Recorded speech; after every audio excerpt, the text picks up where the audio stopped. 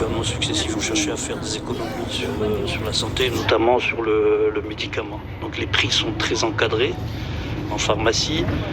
Il faut savoir que nous, on ne décide pas du prix de vente d'un médicament, c'est un arrêté ministériel et le prix est imposé. Quand vous dites que c'est très encadré, c'est trop encadré ? Peut-être pas, peut-être trop, peut-être pas trop. Il faut savoir que c'est partie de la politique sociale. C'est la santé est à la portée de tous en France et il faut qu'elle coûte le moins cher à l'ensemble de la collectivité.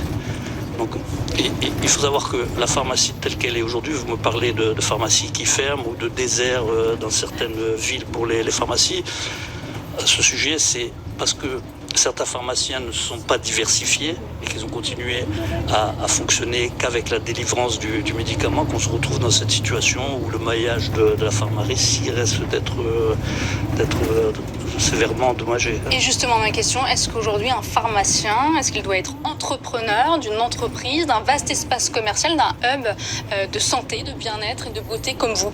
C'est tout à fait notre vision aujourd'hui pour que la pharmacie continue d'exister, pour qu'on puisse apporter des vrais services de santé publique. Il faut qu'on ait cette diversification et avec à la tête des officines des vrais pharmaciens entrepreneurs. PharmaBest, on a tout simplement regroupé des gros entrepreneurs en France, des gros entrepreneurs pharmaciens en France pour développer une vision de la pharmacie un peu moins austère, une pharmacie beaucoup plus moderne, qui est basée sur la santé bien sûr, mais aussi sur la beauté et le bien-être. C'est en tout cas votre stratégie, elle semble porter ses fruits. Vous avez enregistré 1,2 milliard d'euros de chiffre d'affaires en 2023, 20% de croissance par rapport en 2022, 7% de croissance organique, 50% de ces revenus sont issus de la parapharmacie.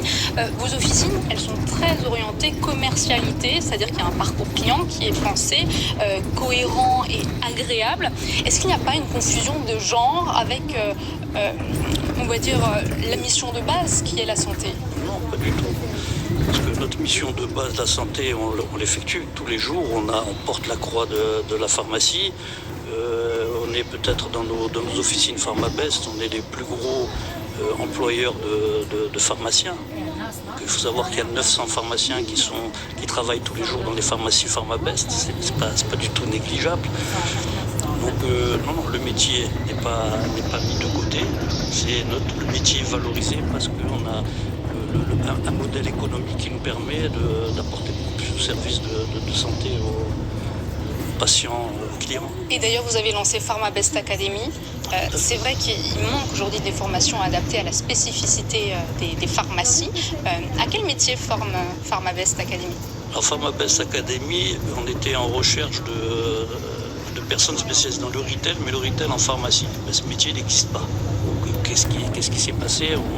On a dit on va se donner comme mission de former des jeunes et de faire passer par des écoles de commerce pour les former au métier d'acheteur, au métier de merchandiser, et toutes les fonctions qu'on a besoin à l'intérieur de logistique aussi.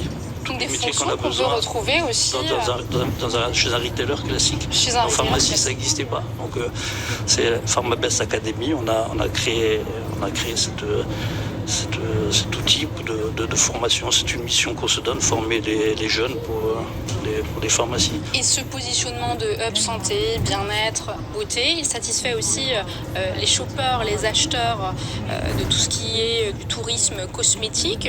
C'est vrai qu'avant, les influenceurs, ils faisaient la promotion des meilleures parfumeries de France. Aujourd'hui, c'est les parapharmacies dont on fait la promotion, à tel point que sur TikTok et YouTube, le hashtag French Pharmacy a vu le jour, donc 273 millions de vues sur TikTok.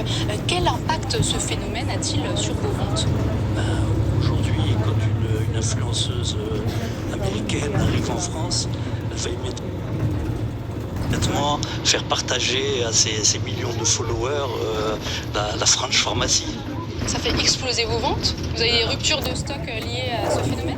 Pas des ruptures, parce qu'on sait faire pour éviter la rupture, mais on a des afflux considérables de clients touristes qui viennent. Et aujourd'hui, la visite de la French Pharmacy fait partie d'une visite en France. Donc Est-ce que des marques vous contactent aussi pour figurer en bonne place dans vos officines? Est-ce qu'elles vous concèdent des rabais?